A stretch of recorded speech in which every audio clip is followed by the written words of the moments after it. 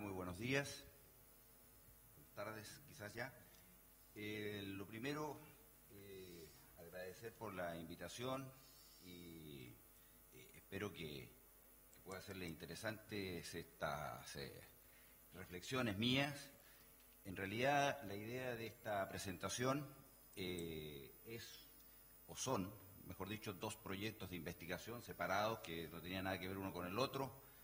Uno respecto al programa chino en la Antártica y el otro respecto al programa de la India en la Antártica. Por lo tanto, la presentación es de alguna manera algún híbrido, pero en el fondo, porque he tratado de juntarlas, digamos, y espero, en el fondo, entregar elementos que nos permitan posteriormente, acabados 25 o 30 minutos, poder conversar y reflexionar acerca de este problema que, a mi entender, tiene un carácter bastante emergente, ¿ya? A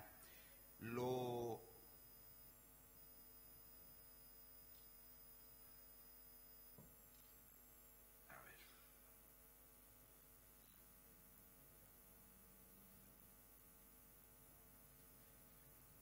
Bueno, en primer lugar, los puntos que quiero tratar están más o menos expresados ahí, ¿no es cierto? Brevemente.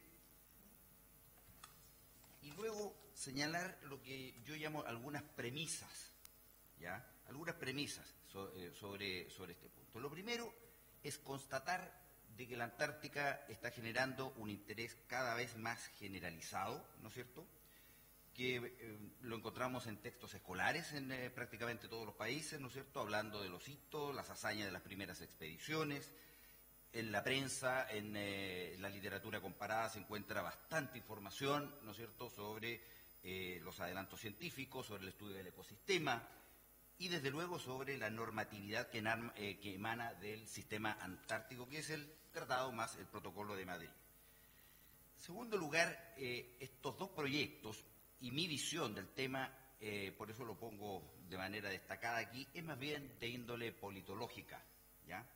Y la propuesta es no es una idea totalmente mía, creo haber reflexionado un poco más a partir de unos conceptos que trabaja en varios papers el profesor alemán Klaus Dott.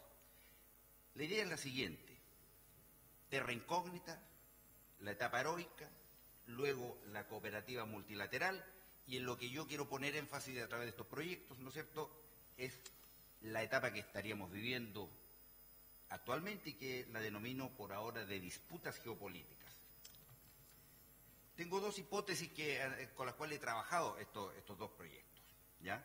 Uno señala, ¿no es cierto?, que la masa continental, como se escribe ahí, está rodeada de tres grandes océanos que son los más grandes del planeta y que está dejando a la Antártica de ser un espacio inhóspito y remoto, y por otro está provocando interés debido al cambio climático y sobre todo los nuevos balances de poder mundial, concluida la Guerra Fría, y por la creciente accesibilidad a los recursos. La otra hipótesis apunta a que la Antártica tiene hoy en día una valoración estratégica y que se refleja en la centralidad que está adquiriendo, ¿no es cierto?, en las agendas de las potencias centrales, de aquellos países que tienen aspiraciones ahí, y entre esos está, desde luego, la India y China. Debo decir, entre paréntesis, que en este momento, hace un par de días, el gobierno chileno, el Ejecutivo, envió al Legislativo un proyecto de ley para reemplazar también, en el caso chileno, la ley antártica que está vigente, tengo entendido, del año 55, pero de mediados de los 50. Entonces, Chile también está interesado en repotenciar su visión y su ubicación en la Antártica, ¿ya? Luego, otro dato muy importante, ¿no es cierto?, que tiene que ver con la superficie de la cual estamos hablando y que es aproximadamente también la del Ártico, ¿no es cierto? Y luego la existencia del Tratado Antártico, que regula la actividad, promueve, como se escribe ahí, la colaboración multilateral de carácter científico y, sobre todo, la paz en el continente, porque prohíbe, ¿no es cierto?, las explosiones nucleares y la utilización del territorio antártico como depósito de residuos u otras sustancias peligrosas.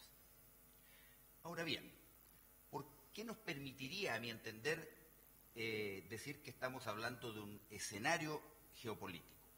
Primero, lo que ya señalé. los cambios de balance de poder tras el fin de la Guerra Fría.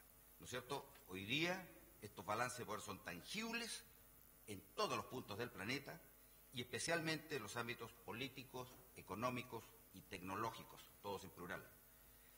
Luego, algo que se insinuó aquí, sobre el cual creo que vamos a poder conversar un rato más, un cierto debilitamiento de lo que yo denomino el espíritu multilateral, y cito ahí un ejemplo, ¿no es cierto?, el Conservation of Antarctic Marine Living Resources, de 24 países, que sesionó recientemente en una ciudad australiana, y la propuesta multilateral, que era a iniciativa de Australia y de la Unión Europea, ¿no es cierto?, era un área de protección de 3 millones de kilómetros cuadrados antárticos.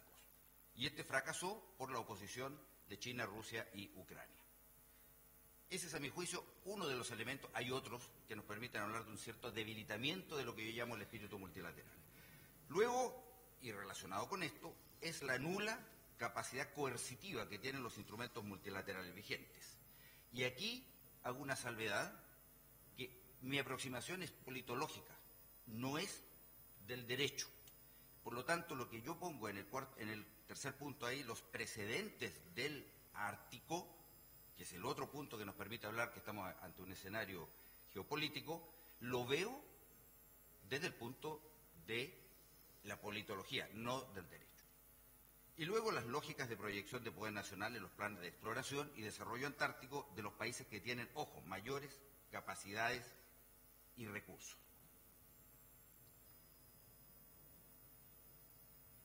El trabajo científico, como se escribe ahí, tiene siempre una doble característica.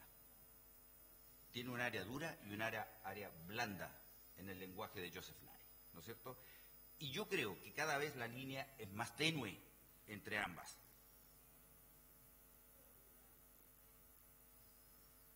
Luego, lo otro importante, a mi entender,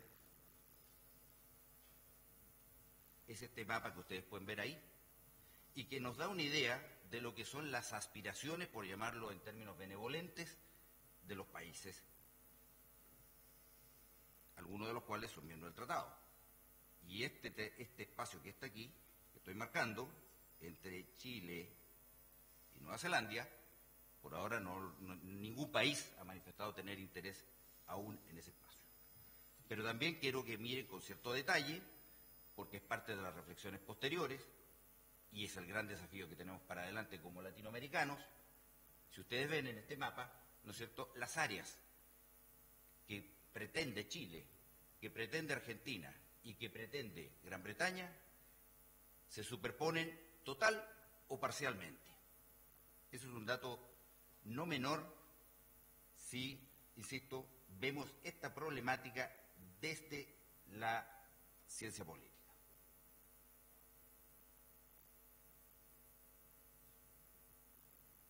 Algunos hitos del interés chino que me interesa remarcar. Desde el año 83, los chinos adhieren, sin grandes declaraciones, adhieren al Tratado Antártico. Al año siguiente envían la primera expedición antártica y ya el año 85, es decir, 2 años después, construyen su primera estación. Luego, el año 89, la segunda estación, y crean el Instituto de Investigaciones Polares de China, que es el que coordina toda la actividad china en esta zona. Y, dato relevante, del 2004, China instala en el Ártico una estación en el archipiélago de Svalbard, en Noruega. El 2008 construye la tercera base antártica y hace un par de semanas apareció la noticia, ¿no es cierto?, oficial de parte del gobierno chino, de que tiene la intención pronto, el próximo año, de construir la cuarta y está en perspectiva una quinta. Yo quiero, la letra es muy chica obviamente, pero aquí el punto son los dos primeros los que me interesa poner atención. Que la política antártica china ha permitido un acercamiento científico, y no podría ser tal si no tiene aval político, con Taiwán. Desde el 2009 viaja permanentemente un científico taiwanés a bordo, ¿no es cierto?, del Chuelong, que es el portaaviones nuclear que tiene, perdón, el rompehielos nuclear que tiene China. Y luego, Como señalo, también el 2009, un dato muy relevante, que China comienza la elaboración de lo que es el mapa antártico de mayor definición, con una descripción detallada, ¿no es cierto?, de lagos, rocas, hielos, nieve, tierra firme, depósitos líquidos y también de minerales. Un trabajo, ¿no es cierto?, en lo cual los chinos se adelantaron claramente a Rusia, que también está empeñado en un mapa de los recursos minerales de la Antártica. El emblema claramente de los chinos es este rompehielos nuclear, ¿no es cierto?, que le ha permitido además prestar asistencia a varios otros países, entre otros a Argentina, luego que se incendia el Almirante Irizar. Pero a muchos otros países le ha prestado, por lo tanto, es parte, ¿no es cierto?, de la política exterior este rompehielos. Eso es un dato bastante relevante de la importancia que tiene la Antártica en la formulación de política exterior y de defensa china. Esta base es muy interesante, la tercera, la Kunlun, ¿ya? Porque, como se escribe ahí,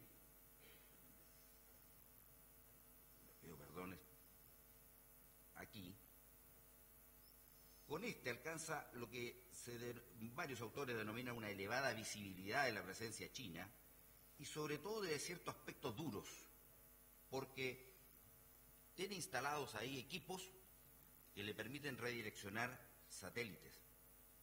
Ese es un recurso tecnológico que hasta ahora era monopolio absoluto de Estados Unidos y parcialmente de los rusos.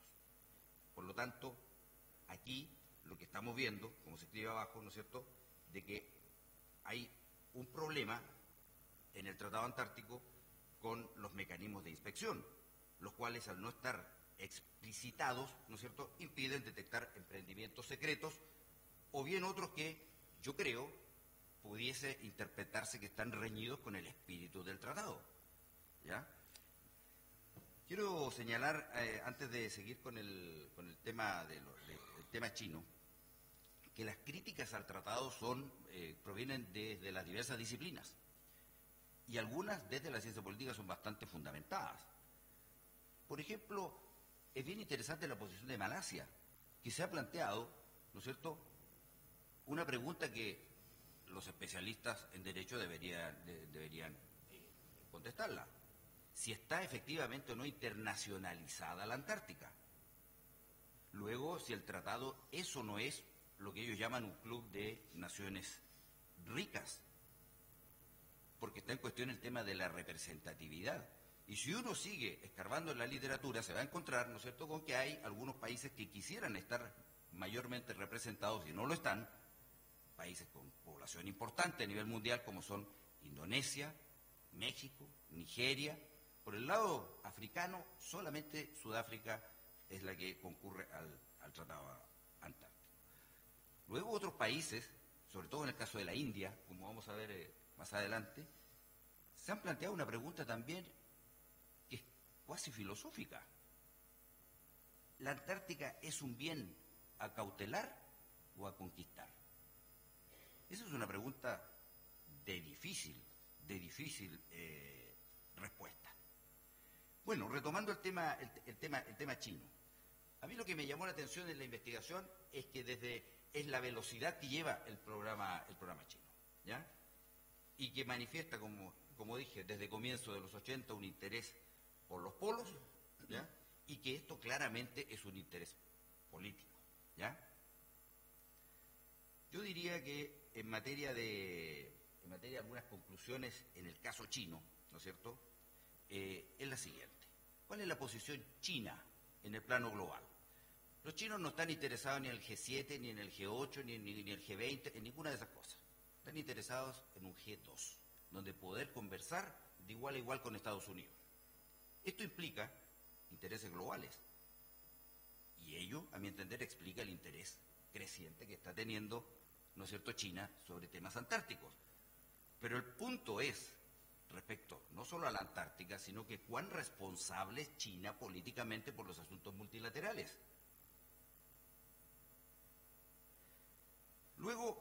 Claramente en el programa chino se advierten estos matices que yo diría que reflejan las facetas duras del ascenso chino, ¿ya? No en vano, en lo que ocurre en el Ártico, China ha tratado de alcanzar el estatus de miembro observador del Consejo Ártico y ha sido rechazado en 2 oportunidades. En el caso de la India, eso es algo distinto. La India siempre, desde su independencia, tuvo en la documentación oficial revisada, particularmente de la Cancillería y desde luego también en documentos de las Fuerzas Armadas indias, aparece mención, interés, aunque sea general, pero aparece mencionado, a diferencia de China, un interés por la Antártica. Y luego, en todos los foros multilaterales, comenzó la India durante este periodo, del 50 al 70, a señalar de manera constante, ¿no es cierto?, bueno, ¿está o no internacionalizada la Antártica? ¿Es o no útil el Tratado Antártico para todos los países del planeta?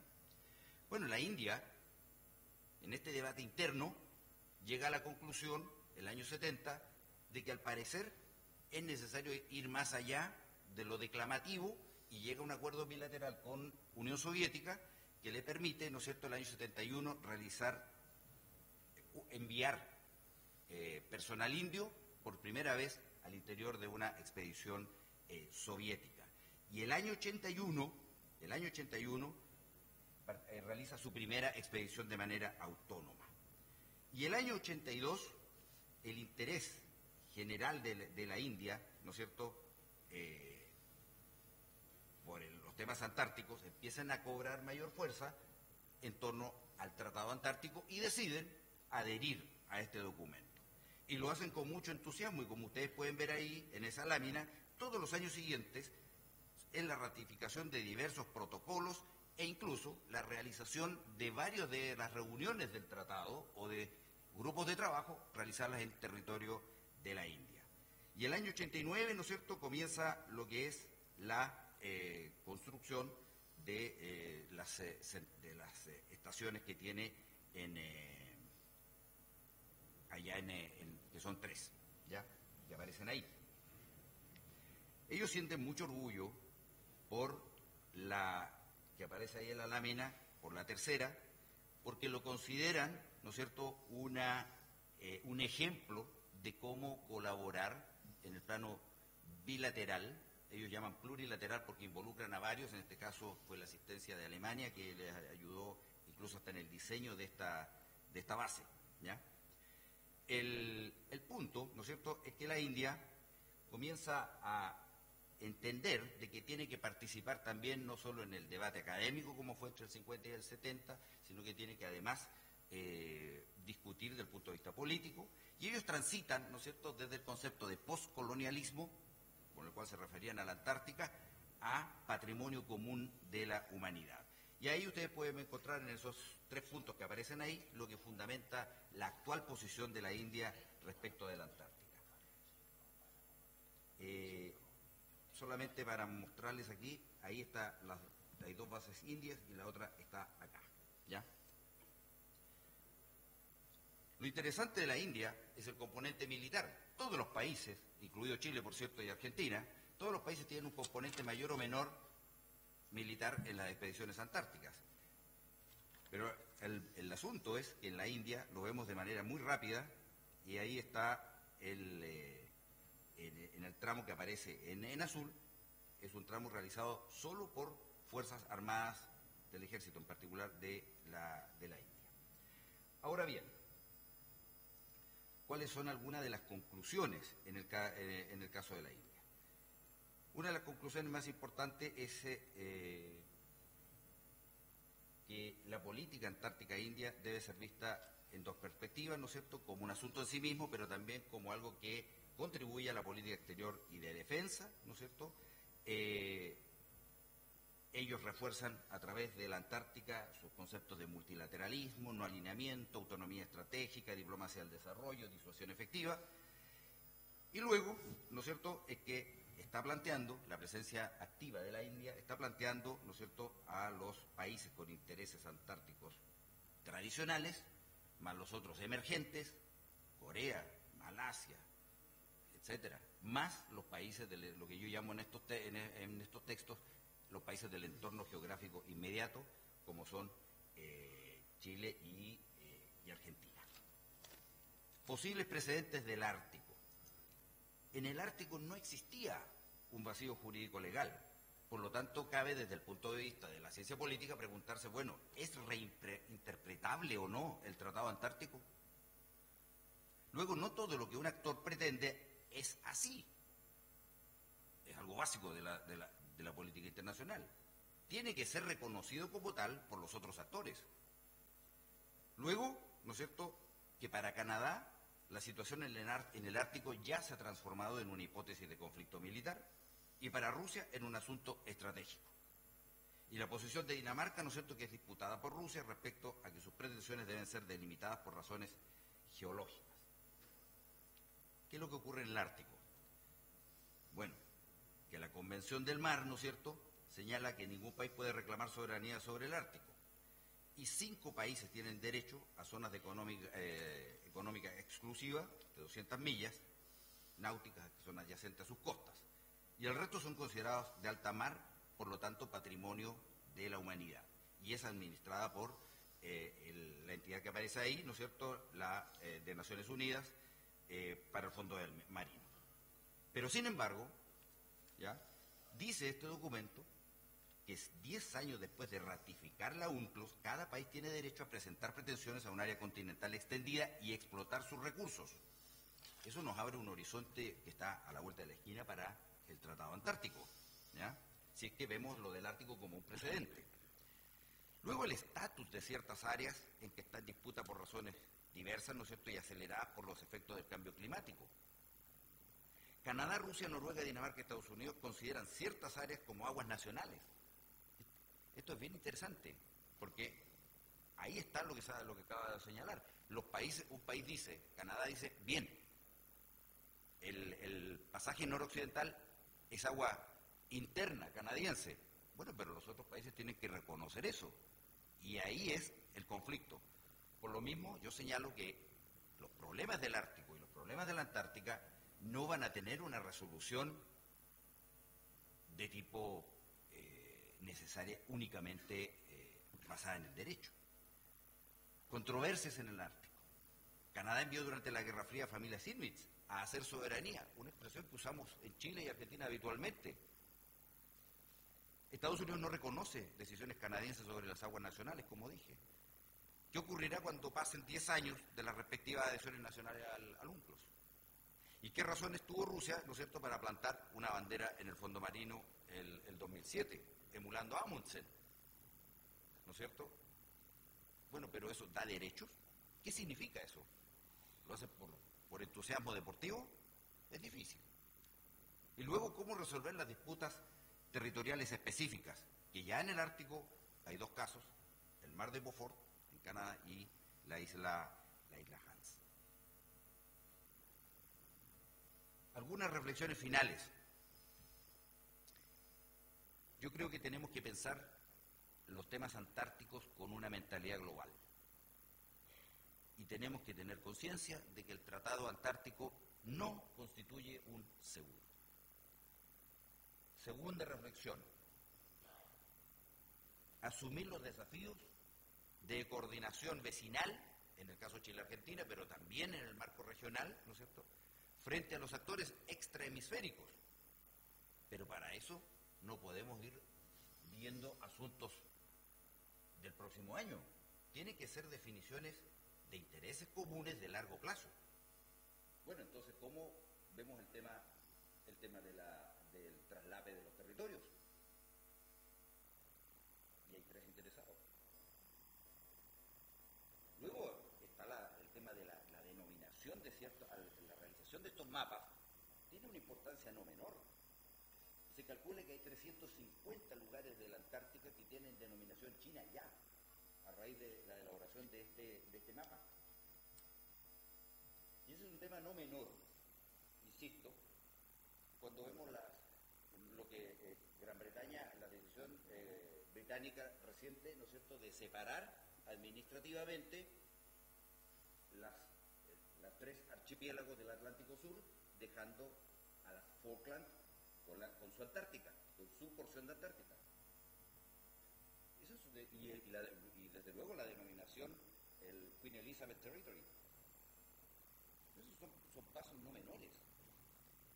Entonces, yo quiero dejarlo hasta aquí mi presentación, pero lo que quiero señalar y ratificar es que la cantidad de asuntos pendientes que emanan de la Antártica son enormes, sobre todo cuando vemos el interés, el desarrollo y la fundamentación que están teniendo programas nacionales de países emergentes.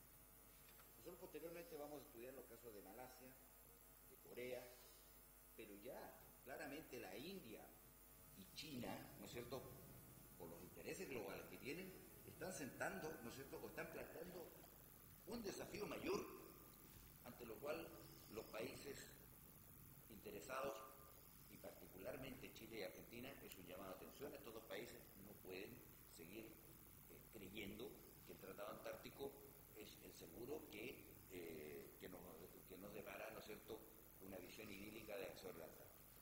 Así que lo dejo hasta ahí y estoy llano a contestar algunas dudas o preguntas que existan posteriormente. Muchísimas gracias, profesor Whitaker.